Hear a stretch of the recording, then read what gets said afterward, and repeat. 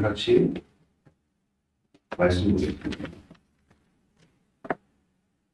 누가복음 14장 11절 말씀.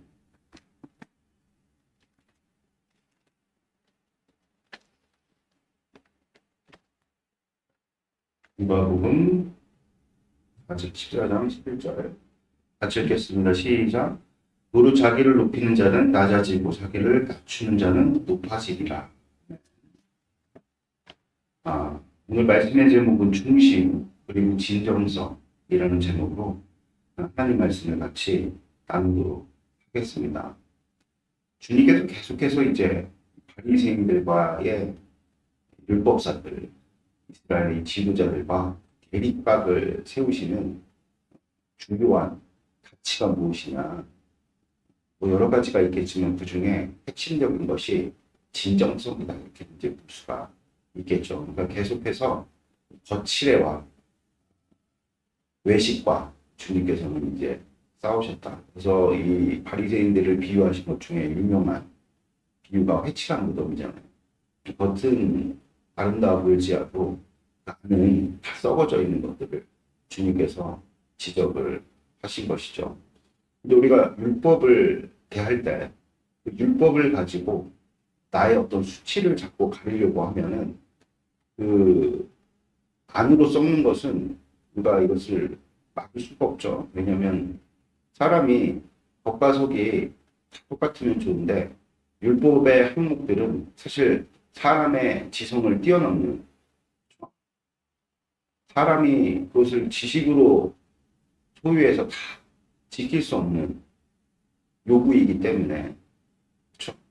우리가 그것을 나의 수치를 가리는 것으로 쓰려고 할 때 항상 오류에 빠지게 된다는 것이죠. 그러니까 우리가 최초에 지어졌을 때는 안 그랬어요. 하나님 안에서 수치가 없었죠. 그러니까 하나님께서 우리에게 주신 율법적 명령이 그게 나를 가리는 어떤 수단 내지 방어 기제로 쓸 필요가 없었다는 겁니다. 적절한 비유로는 우리 아이들이 아빠 엄마한테 잘 보려고 애쓰지 않잖아요. 그렇죠?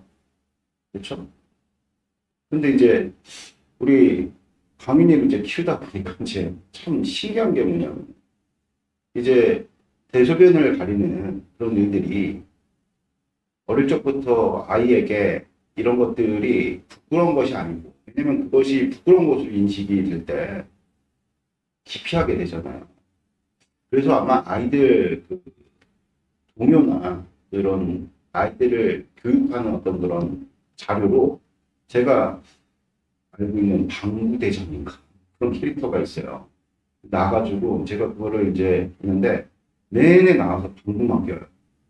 왜 그런가 봤더니 이제 아이들이 그런 것들에 대해서 뭔가 소극적으로 되면은 오히려 아이들한테 인성적으로나 신체적으로나 좋지가 않기 때문에. 그런데도 불구하고 우리 강윤이에게 뭐 아이가 대소변을 보는 것에 대해서 전혀 우리는 거리낌없고, 오히려 사실은 뭐 똥오줌 이런 것들이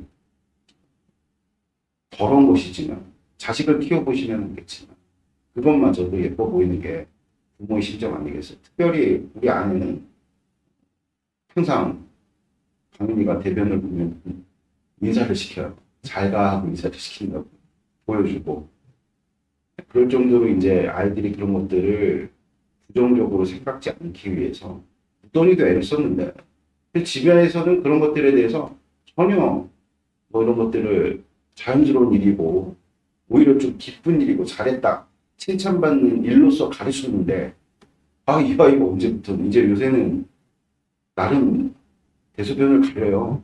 이제 그런 것들이 이제 생리적으로 신호가 올 때마다 엄마한테 이야기해, 심하려워 이렇게 이야기를 해요. 그래갖고 뭐 어린이용 소변기도 갖다 놓고 대변기도 갖다 놓고, 죄송합니다. 아침마다 이런 말씀들 비우기 때문에.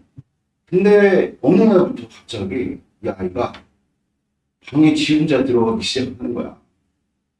아직은 이제 대변을 좌변기에서 이렇게 일을 보지는 못해요. 그건 좀 어색하고 힘든가. 그래가지고 가끔 그런 일들을 하고, 만약에 이제 신호가 오는 엄마한테 이제 기저귀를 채워달라고 얘기를 하거든요. 기저귀를 채워놓으면 갑자기 방에 들어서 문을 닫아요. 그리고 이제 밥 먹다가 또 이제 신호가 오면은 옆에 있던 나를 막 밀쳐요, 저쪽으로. 되게 신기해요, 그게. 아무도, 유치원에서 가르칠 일도 없고, 어린이집에서 가르쳤나? 모르겠는데, 저는 이게 가르침보다는 어떤 사람이 갖게 되어지는 자연스러운 어떤 본능의 발현이 아닐까. 그러니까 그만큼 인간은 하나님을 떠나서 불안증을 갖게 되죠. 그렇죠? 스스로 이제 어떤 그런 수치를 깨닫는 어떤 그런 내용들. 그래서 누가 뭐라고 하는 옷을 입을 줄 알고, 그렇죠? 그런 어떤 본능 안에 잠재되어 있는 어떤 그런 내적인 불안함과 수치, 이런 것들이 인간이 누구나 남녀노소를 불문하고 가지고 있다. 그래서 우리가 인생을, 왜 이렇게 자꾸 울리죠? 됐죠? 우리가 인생을 이렇게 살 때, 자칫 우리가 방심하면은 우리의 인생이 늘 우리가 이런 수치 문제를 해결하는 것에 우리의 정력과 우리의 모든 에너지를 쏟게 되는 그런 삶을 살 수 있다는 것을 성경은 계속해서 우리에게 말씀하고 있는 것이죠. 예수님께서 안식일에 형제를 고치셨어요. 큰 일 아닙니까? 그런데 우리가 너무나도 이 수치스러운 일들을 가리는 것에, 그러니까 명예를 지키려고 하는 게, 목사님 저는 무슨 뭐 대단한 명예 이런 거 필요 없는데 이렇게 말씀하시는지는 모르겠지만, 이 시대가 가장 이 수치와 명예에 대해서 민감한 시대가 아닐까 싶어요. 왜냐하면 사람들 사이에서 패기치는 것을 굉장히 싫어하잖아요. 그러니까 여러분들 결혼도 잘 안 하잖아요. 이런 어떤 그런 1인 가구 시대가 이렇게 팽배한 것은 뭐 여러 가지 사회적 요인이 있겠지만 그 중에 하나가 폐를 끼치지 않는 것, 개인주의죠. 개인주의에서 발현되는 누군가에게 뭔가 신세지고 아쉬운 소리 하는 거, 이런 것들을 굉장히 지금 싫어하는 시대 아니겠습니까? 그래서 보면은 요새 뭐 MZ 세대다 해가지고 그런 것들이 뭔가 젊은 세대를 향한 어떤 그런 비난이 잠재되어 있는 어떤 그런 용어인지는 모르겠는데, MZ 세대들이 보면은 또 되게 나이스해요. 무슨 얘기인지 아시겠죠? 내가 신세 안 지겠다. 그러니까 나는 매이지도 않겠다. 이런 어떤 내용들이 있어서 하여튼간 이 폐를 끼치지 않겠다라는 어떤 구도 안에서 우리가 그러니까 무슨 얘기입니까? 내가 뭔가 누군가에게 민폐가 되는 것을 굉장히 이제 싫어하는 그런 어떤 시대인 거죠. 그러니까 우리 주님께서 안식일에 병을 고치셨단 말입니다. 병을 고치신 일은 너무나도 참 기쁘고 즐거운 일 아니겠어요? 근데 그 일을 가지고 지금 시비를 걸고 있는 거야. 무슨 말씀인지 아시겠죠?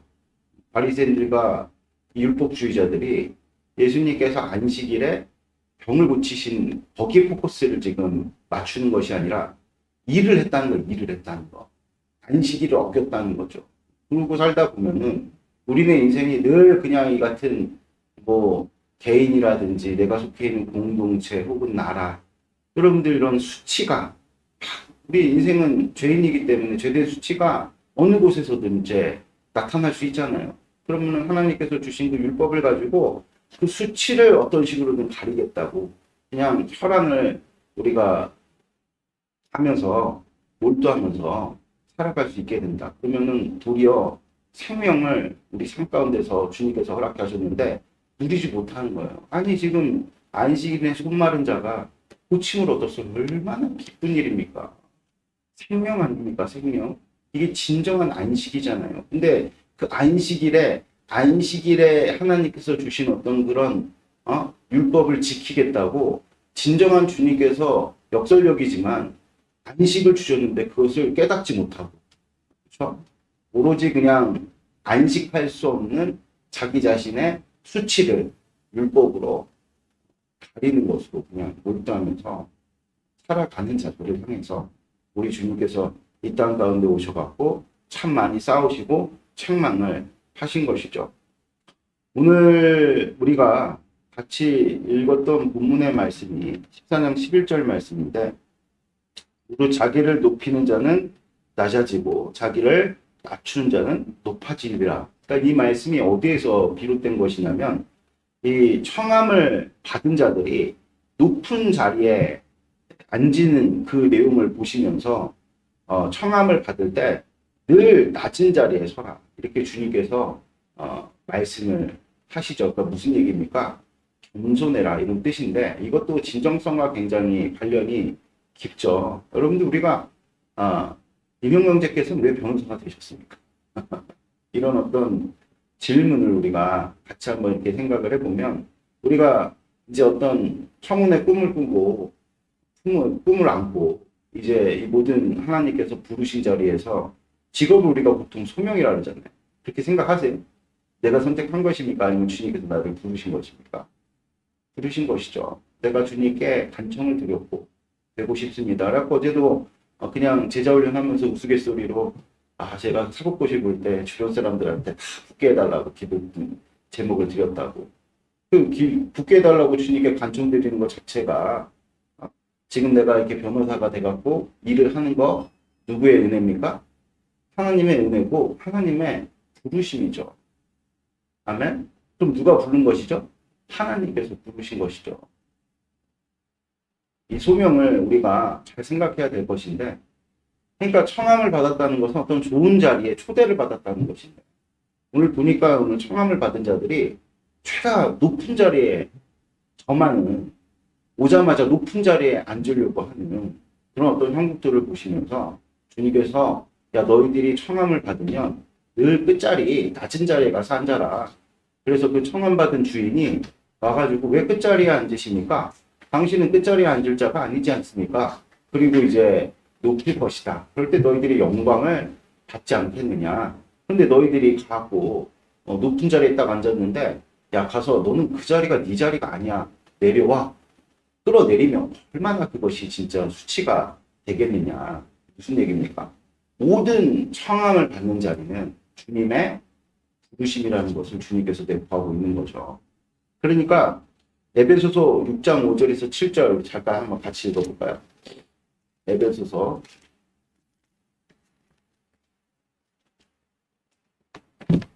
6장 5절에서 7절 우리 같이 한번 읽어보도록 하겠습니다. 시작. 종들아 두려워하고 떨며 성실한 마음으로 육체의 상전에게 순종하기를 그리스도께 하듯 하라. 눈가림만 하여 사람을 기쁘게 하는 자처럼 하지 말고 그리스도의 종들처럼 마음으로 하나님의 뜻을 행하고 기쁜 마음으로 섬기기를 주께 하듯 하고 사람들에게 하듯 하지 말라. 그러니까 여러분들 지금 종의 제도가 지금은 악법이라고 규정을 하지만 그렇죠? 당시 사회에서는 굉장히 자연스러운 것이었습니다. 무슨 말씀인지 아시겠죠? 굉장히 지극히 자연스러운 것이었고 주님께서 이것을 무시하지 않았어요. 무슨 말씀인지 아시겠죠? 당시에는 이것이 사회질서예요. 사회질서. 근데 지금은 그렇게 종의 규정이 있는 자들을 그런 나라들을 우리가 아직 인권이니 어쩌고 저쩌고 이렇게 얘기를 하지만 대한민국 사회가 인권이 많이 신장이 됐다고는 하는데 진짜 남녀 차별이 없어요. 있어요, 없어요?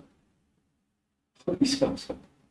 어떤 나라든 지금 미국이 최근에 어떤 테니스 선수가 돈 진짜 엄청 많이 벌거든요. 엄청 많이 버는 그런 테니스 여성 선수임에도 불구하고 무슨 인터뷰를 했는데 미국의 프로야구 선수 탄인가 그 사람이 돈 어마어마하게 많이 버나 봐요. 근데 그 사람이 사기를 당해서 약 200만 달러인가를 자기 통역관이 가져가서 유용을 한 거죠. 근데 그런 일들에 관해서 인터뷰를 하는데 너무 남자 선수의 연봉이 높기 때문에 나였으면은 그 스포츠 스타가 돈이 너무 많아가지고 그 정도의 돈이 빠져나가도 모르는 거 아니냐. 근데 나였으면은 금세 알아차렸을 거다. 왜? 나는 얼마 못 받았으니까. 근데 그렇지가 않아요. 그 세레나 윌리엄스라는 테니스 선수인데 한 해 연봉이 거진 하여튼간 웬만한 남자 선수들보다 능가 엄청난 이 부의 재화를 소유한 것으로 알려진 분이신데 왜 그런 이야기를 했느냐? 여성을 대표한다고 생각하기 때문이죠. 그러니까 어느 곳에서 계속 페미니즘이지 이런 여성 신권, 여성 인권을 신장하기 위한 어떤 그런 사상, 운동 이런 것들이 왜 존재하느냐? 초별이 있기 때문에 그래요. 지금 여러분들 뭐 우리가 종의 규례가 폐지가 됐다고 해서 정말로 이 세상이 차별이 없습니까? 어느 정도 나눠져 있는 계급이 없어요. 분명히 존재하잖아요, 여러분. 우리가 눈 가리고 아웅하지 말잖아요. 그러니까 모든 악한 마귀는 어떤 식으로든 주님께서 복음으로 말미암아 자유를 이루시면 뭐 일단 물러서죠. 그러나 최후 심판이 있을 때까지 어떤 모양으로든 나타나가지고 우리 인생을 하나님께서 베푸시는 조화로움을 깨고 어떤 식으로든 헤게모니를 붙들고 우리를 압제하려고 그러죠. 지배하려고 하죠. 지금은 뭐가 여러분들 권력입니까? 뭐가 권력이에요, 여러분? 돈이 권력, 돈이 권력. 그렇죠? 지식도 마찬가지. 옛날에는 뭐가 꽉 잡고 있어요. 뭐 철학적인 사조가 꽉 잡을 때가 있었고 신학적인 사조가 꽉 잡을 때가 있었고 지금 무슨 주의라 그럽니까? 화학주의라 그러죠. 어떤 식으로든 조삼모사입니다. 조삼모사. 그러니까 제가 왜 근데 이 얘기를 너무 많이 했어. 이게 지나가는 얘기인데 어쨌든 이 얘기를 드린 이유는 하나님께서는 우리 주님께서는 당시에 어떤 사회 세워져 있는 질서 시스템을 존중하시면서 이 말씀을 주님께서 허락하신 것인데 무슨 얘기냐? 어느 자리든 간에 종이라는 것은 당시에 어떻게 보면 가장 낮은 신분의 자리잖아요. 근데 그 자리조차도 지금 주님께서 뭐라고 말씀하시느냐? 누가 불렀다는 것입니까? 하나님께서 부르셨다는 거예요. 그러니까 우리가 선 자리가 하나님께서 부르신 자리라는 거예요. 그러니까 너희들이 종일지라도 그 자리가 어떤 자리냐?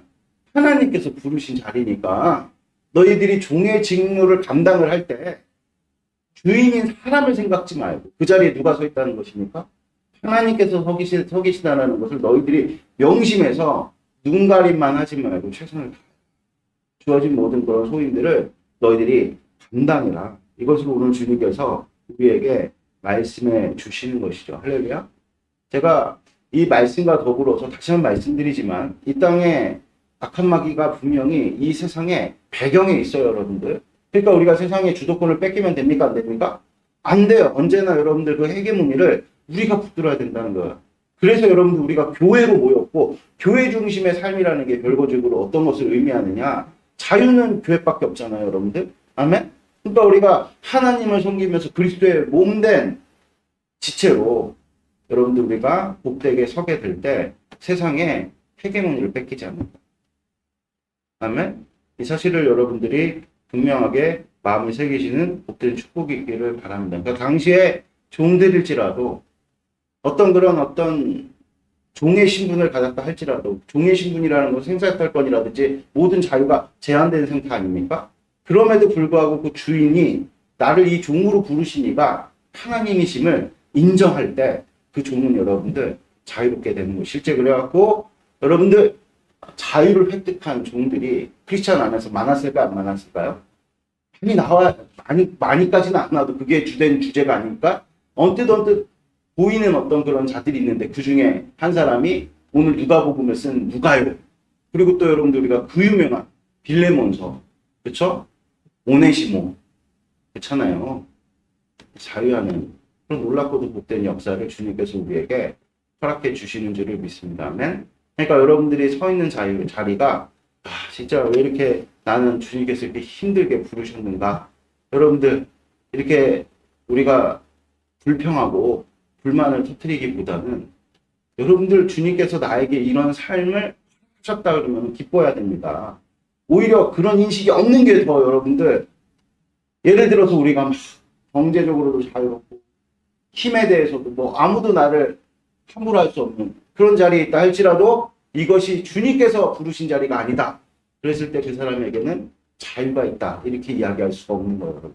근데 그런 것들 우리는 대략 많이 부러워하죠. 여러분들 그런 삶의 내용들을 주님께서 분명하게 책망하십니다. 할렐루야.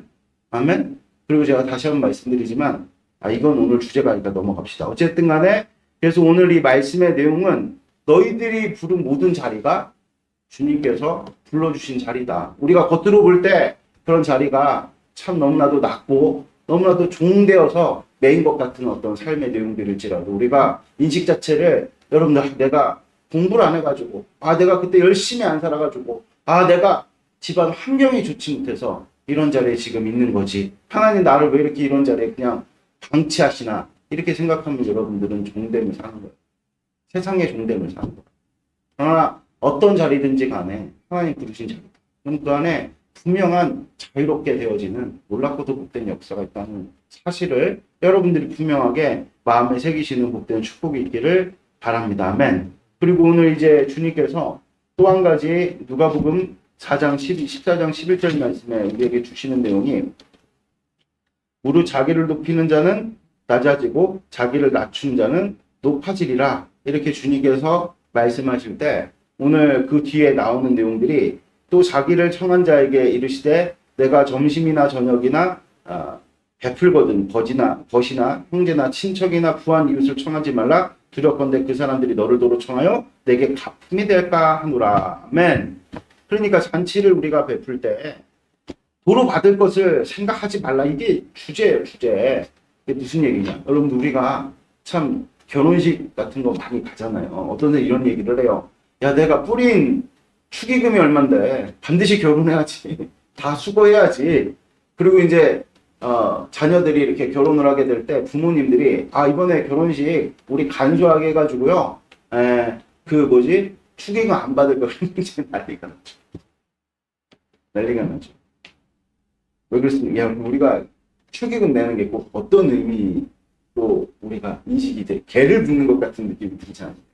그러니까 축의금 낼 때마다 굉장히 이게 뭔가 축하하는 마음보다 도로 받을 것을 생각하면서 내는 것이니 내가 결혼이 안 될 때마다 얼마나 더 불안하겠어요. 이거 다 수고 못하면 어떡하냐.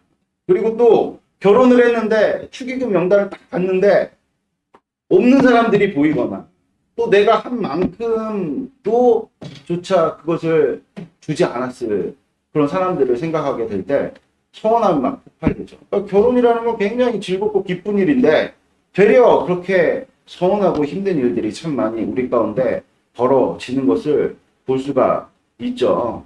그렇죠? 근데 우리 주님께서 이게 꼭 비단 결혼의 문제뿐만 아니라 그냥 우리가 이렇게 이명무 형제 저 밥 좀 사주십시오. 그럼 항상 밥을 이렇게 얻어먹을 때 야, 나중에 내가 꼭 한번 사드려야지 이런 마음으로 늘 우리가 안고 있으면은 얼마나 그 인생이 무겁습니까? 그냥 먹고 부담 없이, 그러니까 제가 예전에 교제했던 어떤 친구가 있으면 이 친구는 자기가 나한테 좋은 선물을 해주고 그 다음에 나한테 얻어먹는 것을 굉장히 당연한 걸로 이렇게 여겨지게끔 그런 어떤 심정을 주는 친구가 있었어요. 내가 누구라고 얘기는 안 했겠는데. 너무 기분이 나빠. 너 나한테 아무것도 주지 말라고. 이렇게 할 거면 아무것도 주지 말라고. 그렇게 이야기를 했던 적이 저도 이제 속이 굉장히 좁았던 거죠. 오늘 주님께서 말씀하시는 거예요, 여러분들. 너희들이 정말 잔치를 베푸는 것이 왜 잔치를 베푸는 것이냐. 좋은 일이 있으니까 잔치를 베푸는 건 아니겠냐. 그런 잔치를 베풀 때 너희들이 도로 받을 것을 계산하면서 잔치를 베푸는 것은 이미 그것은 잔치로서의 의미가 상실된 거다. 그러니까 오히려 너희들이 선행을 하거나 잔치를 베풀 때는 도로 받을 수 없는 그런 자들을 청해서 너희들이 잔치를 베풀어라. 이것을 오늘 주님께서 우리에게 분명하게 말씀하고 계시죠. 무슨 뜻입니까? 너희들 마음 가운데 진정성을 담아가지고 인생을 정말 하나님 앞에서 포럼되어 하듯이 살아가. 이것을 주님 우리에게 말씀하고 계시죠. 누가복음 12장 15절 말씀에 사람의 생명은 그 소유의 넉넉함에 있지 않다. 이렇게 주님께서 말씀하고 계시죠. 그러니까 이게 어디서 나온 말씀이냐면 한 부자가 계속해서 이제 돈을 벌어가지고 창고에다 쌓아두는 거예요. 그러면서 그 쌓아둔 재물을 보면서 마음의 넉넉함, 푸근함을 느끼면서 오늘도 우리가 이렇게 살아나갈 때 여러분들 우리가 통장에 돈이 이렇게 넉넉하면은 뭔가 미래도 다 보장이 된 것 같고 그렇죠? 뭔가 직업을 가져도 잘릴 염려가 없는 그런 직업들을 우리가 살고 있으면 야 진짜 나는 너무나도 뜨뜻하고 따뜻하다 평안하다 실제 그래요. 사람이 마음이 어떤 식으로든 안정이 돼 있으면요 그렇죠? 안정이 돼 있으면은 그래서 뭔가 이렇게 나이스한 직업을 가진 사람들이나 돈 많은 사람들이 이렇게 보면은 진짜로 성품도 나이스한 것 같아요. 제가 다시 한번 말씀드리지만 우리는 그리스도인들이잖아요. 그리고 이 땅 가운데 여러분들 소유가 넉넉한 사람들이 압도적으로 많아요? 나 진짜 미래가 걱정이 하나도 없어. 돈 걱정은 안 해. 이런 사람들이 정말 대한민국의 몇 프로나 되겠어요? 1%나 될까요, 여러분들? 그리고 뭐 직업에 대해서도 여러분들 뭐 대기업 좋다 뭐 이렇게 얘기를 하지만 대기업 다니시는 분들 보면은 우리 교회에서도 대기업 다니다 학을 띄고 나오신 분 계시죠. 그리고 그거보다도 이렇게 뭔가 이렇게 대우가 안 좋을지라도 나는 그래도 이렇게까지 막 사람이 아닌 것 마냥 소모되는 거 나 원치 않다. 그래갖고 이제 좀 그렇지 않은 직업을 택하신 분들도 계신데 여러분들 쉽지가 않습니다. 여러분. 그러니까 이 세상에 정말 안정적인 직업, 야, 나 직업 걱정할 거 없어. 나 잘릴 염려 없어. 이렇게 살아가는 사람들이 대한민국의 인구 중에 몇 프로나 될 것 같습니다. 1%나 될까요, 여러분들 정말로? 대략 보면은 다 서 있는 자리들이 불안하고, 그렇죠? 서 있는 자리들이 가지고 있는 어떤 그런 재화들이 미래를 담보하기에는 너무나도 부족하죠. 부족하죠. 그럼 우리는 잊지 말아야 될 것은 우리는 누가 부르셨죠? 주님이 부르셨어요. 오늘 이런 모든 맥락에서 주님께서 한 가지 비유를 말씀하시는데 참새가 두 아시리온의 네가 팔린다는 거 너희들이 잘 알고 있지. 그러니까 두 아시리온 지금 오시면 뭐 한 200원? 500원? 그 정도밖에 안 되는 가치인데 우리 주님께서 그 참새들을 기억하고 계신대요. 드레핀 백합화도 주님께서 다 입히시는데 드레핀 이 백합화의 그 어떤 자태가 솔로몬이 모든 누린 영광보다도 더 아름답대요. 그리고 참새도 다 아시는데 두 아시리온에 팔려버리는 그 가치 없는 참새도 다 아시는데 야 너일까 보냐. 하나님께서 너희들을 다 잘 아신다. 그러니까 너희들이 무엇이든지 먹든지 마시든지 뭘 하든지 간에 염려하지 말아라. 그런 것들은 세상 사람들이나 염려하는 것이고 주님께서 다 너희들을 책임져 주신다. 라는 사실에 대해서 믿음을 가지셔야 돼요. 아멘? 믿음을 가지셔야 된다. 안 믿으면 그냥 여러분들 세상 사람들처럼 그냥 하는 거예요. 똑같아요. 세상 사람들처럼 늘 염려하면서 근심하면서 하는 거예요. 그러니까 우리가 생각할 때 내가 돈이 없어서 직업이 불안해서 나 난 지금 답답해. 이게 세상 사람들이 하는 걱정인데 우리는 믿는 자들이잖아요. 여러분들 이 땅 가운데는 일반 은총이 있고 특별 은총이 있어요. 특별 은총이라는 것은 믿는 자에게 국한한 하나님의 은혜죠. 그러니까 여러분들 우리가 소유가 넉넉지 않다 할지라도 미래를 담보할 수 없는 지금 당장의 현실이다 할지라도 여러분들 우리는 뭐 해야 됩니까? 우리 주님께서 함께 계신다라는 우리 주님께서 우리를 살려주신다라는 우리 주님께서 우리를 붙들어 주신다라는 믿음을 기반으로 여러분들 서야 되는 것인 줄 믿습니다. 오늘 주님께서 그 말씀을 우리에게 분명하게 허락해 주시는 것이죠. 아멘. 그래서 자신을 위해서 재물을 쌓은 사람들의 딜레마가 있는데 소유가 많지만 그 소유를 정작 누리는 것은 부자들이 정말 하는 어떤 그런 우리가 드라마에서 보는 것처럼 명품으로 다 치장을 하고 막 그러고 다닐까요? 제가 생각할 때 부자의 대부분 돈 쓸 시간이 없어요.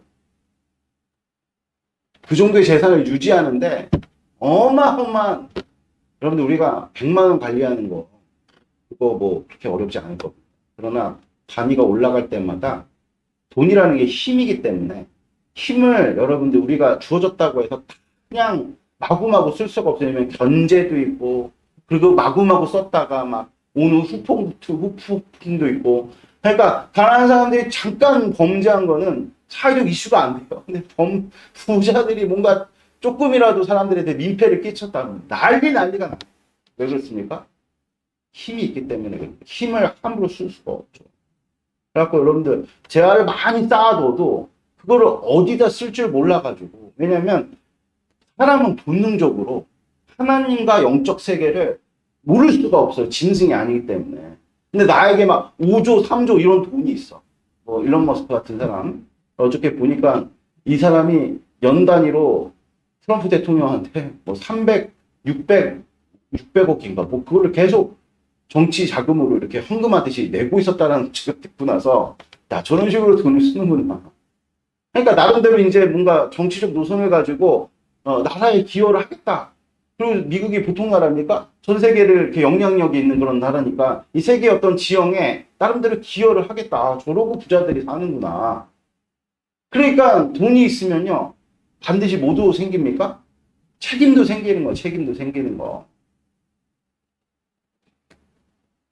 그러니까 지금 가장 재앙이 뭐냐면 준비가 아무것도 없고 뭐 이렇게 돈에 대한 철학이 아무것도 없는 사람에게 갑자기 로또 같은 게 터져가지고 막 몇백억, 몇십억 생기면 어떻게 되죠? 대부분 많은 사람들이. 그래서 조사를 했다잖아요, 미국에서. 거의 99%가 불행해졌다는 거예요. 99%가. 그래서 우리가 작년 연말에 같이 송구영신 예배를 드리면서 봤던 그 신들러 리스트 아시죠? 신들러라는 사람이 재산이 어마어마하게 많이 있었잖아요. 근데 그걸 가지고 어떤 개인의 어떤 향락이나 개인의 어떤 내용들로 누린 것이 아니라 생명을 살리는데 썼죠. 생명을 살리는데. 그러니까 마지막에 우리가 그 대사를 알잖아요. 내 자동차를 팔았다라면 내가 지금 끼고 있는 이 낫지의 그 순금으로 만들어진 이 반지를 내가 팔았다라면 10사람, 한 사람이라도 더 내가 건졌을 텐데 그러면서 흐느끼면서 울 때 자신이 살려주었던 유대인들이 당신은 정말로 최선을 다했습니다. 그러니까 신들러가 자신의 어떤 그런 소유를 가지고 사람들을 살릴 때도 기쁘고 그렇죠? 그리고 마지막에 여러분 우리가 그런 아쉬움을 정말 하나님 앞에서 토로할 수 있을까요? 주님 제가 그때 더 열심히 살았어야 되는데 주님 나에게 주신 어떤 젊음, 주님 나에게 주신 어떤 힘, 주님 나에게 주셨던 재화 이 내용들을 가지고 정말로 하나님 나라를 위해서 그래서 우리 주님께서 말씀하실 때 야 너희들이 잔치를 베풀 때 돌려받을 수 없는 자들에게 잔치를 베풀어라. 그게 어디에다가 재화를 쌓는 거라 그럽니까? 하늘에다가 분유를 쌓는 거예요. 나중에 여러분들 우리가 그 신들러가 살렸던 유대인들이 막 달려나와가지고 신들러를 안아주면서 당신은 최선을 다했어요. 그게 누구의 여러분들 손길입니까? 우리 주님의 손길인 겁니다. 아멘. 정말 마지막 때 우리 주님 만났을 때 그런 위로를 여러분들이 받게 되시는 은총이 있기를 주 예수 그리스도 이름으로 축복드립니다. 아멘. 이게 여러분들이 내세에만 국한된 것이 아니라 여러분들 우리가 어떤 자리든 서 있는 자리 가운데 우리 주님께서 부르셨다라는 소명이 분명해서 포람데오를 살아가게 될 때 아멘. 이 포람데오 하나님 앞에서 우리가 정말로 살아가게 될 때 정말 주님께서 우리에게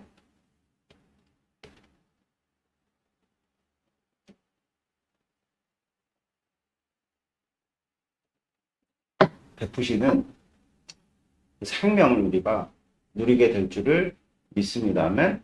그래서 가진 자도 모자라지 않고, 남지 않고, 적게 가진 자도 모자라지 않는 하나님께서 주시는 확찬 만족으로 여러분들이 복되게 서시는 은총이 있기를 주 예수 그리스도 이름으로 축복드립니다. 아멘. 그래서 우리가 여러분들 넉넉하든지 넉넉지 않든지 언제나 내가 지금 서 있는 자리를 주님께서 불러주셨다라는 이런 분명한 믿음을 가지시고 진정성을 가져 하나님 앞에 복되게 서시는 은총이 있기를 주 예수 그리스도 이름으로 축복드립니다. 그러니까 진정성이라는 것은 믿음을 가질 때만이 우리 가운데 여러분들 나타나게 됩니다. 우리가 믿음이 없으면 다시 말해서 내가 부르신 자리가 소명이 아니라 그냥 어찌하다 보니까 내가 지금 여기에 서 있는 것. 예를 들면 뭐 내가 열심히 해갖고 서 있다. 혹은 내가 열심히 안 해서 내가 지금 이러고 산다. 라는 여러분들 이런 인간적인 생각들에 우리가 치우치게 될 때 여러분들 우리는 외식에 빠져서 살아갈 수밖에 없고 혹은 우리의 수치를 가리는 데만 그냥 열중하는 그런 인생을 살 수밖에 없다. 그러나 주님께서 우리를 불러주셨다라는 분명한 소명을 우리가 될 때 여러분들 부자든 가난한 자리든 주님께서 베푸시는 놀랍고도 그땐 만족이 있을 것이요. 아멘. 그래서 가난함으로 일관해서 우리가 이 땅 가운데 살다 죽는다 할지라도 주님께서 우리를 딱 이제 마지막에 만나셨을 때 얼마나 너가 인생 사는 것이 힘들었느냐. 우리가 흘린 모든 눈물을 주님께서 닦아주실 줄을 믿습니다. 아멘. 혹은 또 우리가 뭐 이 땅 가운데 정말 높은 위치, 좋은 자리에 있었다. 그럼에도 불구하고 그런 것들을 우리가 향락으로, 개인의 어떤 향락으로 그냥 일관하다가 주님께 책망당하는 것이 아니라 정말 신들러처럼 여러분들 우리에게 주신 모든 재화, 우리에게 주신 모든 자리, 하나님께서 베푸신 것으로 진정성 있게 우리의 가진 모든 것들을 써 나갈 때 재물을 창고에다만 그냥 쌓아두는 것이 아니라 하나님을 믿음으로 여러분들 그래서 부자들 예수님 정말 잘 믿게 해야 됩니다. 아멘? 안 그러면은 정말 그 불안증이 아마 일반 사람들하고는 이게 차원이 다를 겁니다. 내가 이렇게 많이 가졌는데 어디다 써야 될지 모르니까 그렇게 정치자금으로 막 600억, 800억 막 그렇게 쓰는 거 아니겠어요?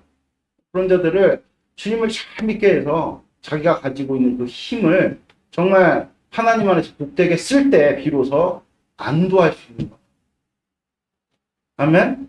그리고 그들조차 안식할 수 있고 그들도 기쁨으로 살아가게 되는 것이죠. 기도드리겠습니다. 하나님 아버지 감사합니다.